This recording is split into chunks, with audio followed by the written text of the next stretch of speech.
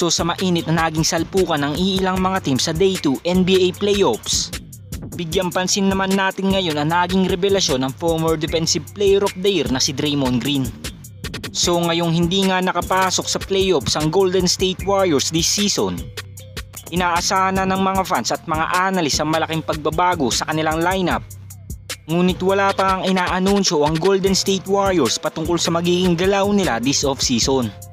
At kahit maraming mga articles na lumalabas patungkol sa pagiging interesado ng Warriors na makakuha ng mga star players ngayon sa liga, hindi pa nga rin natin masasabing kumpirmado na ito, lalo na't wala pa nga malinaw na inaanunsyo ang general manager ng Dubs kung gagawin ba nila ito sa off-season.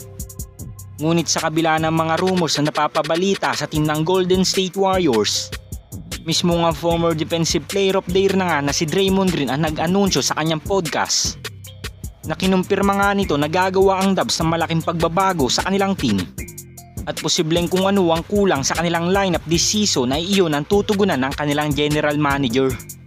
So sa season ito ang Warriors ay nagkulang talaga sa kanilang size at wala pa nga rin pagbabago sa taktika ni Steve Kerr dahil patuloy pa nga rin itong ginagamit ang small ball lineup na alam nating hirap nang maging epektibo sa mga game plan ngayon. So ngayong kumpirmado ng gagawa ng malaking pagbabago ang Warriors next season, asahan na nga natin na maghahanap ang buong coaching staff ng Warriors na makakaduwa ni Steph pagdating sa scoring. Dahil ito nga rin ang malaking pagkukulang ng Dubs this season. Dahil sa naging regular season game nga nila ay buong si Steph na nga lang ang nagdadala ng laro.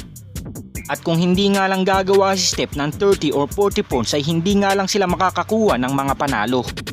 Bagamat nandun na ang mga potensyal at talent ng kanilang mga batang players, hindi pa nga rin ito naging sapat upang makapasok sila ngayon sa playoffs. So ito nga malaking opportunity na dapat nilang gawin next season. Dahil kung makukuha nga nila si Karl Anthony Towns, DeJounte Murray, Dwight Howard at iba pang mga free agent players na alam natin makakatulong sa kanilang team, siguradong malaki pa nga rin ang tsansa na makapagkampiyon pa ang team na ito. Dahil hanggang ngayon nga ay nasa prime performance pa rin ng 2-time MVP na si Stephen Curry at nandyan pa rin ang depensa at playmaking ni Draymond Green.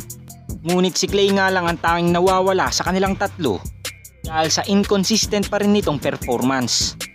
Subalit kahit ganito naman ang naipamalas ni Klay Thompson sa season ito, naging malaking parte pa nga rin siya ng second unit ng Dubs, kung saan sa adjustment na ginawa ni Steve Kerr nitong mid-season, unti-unti nga siya nakaka-recover sa kanyang performance at kung minsan pa nga ay siya pa ang nagdadala ng game patungo sa panalo.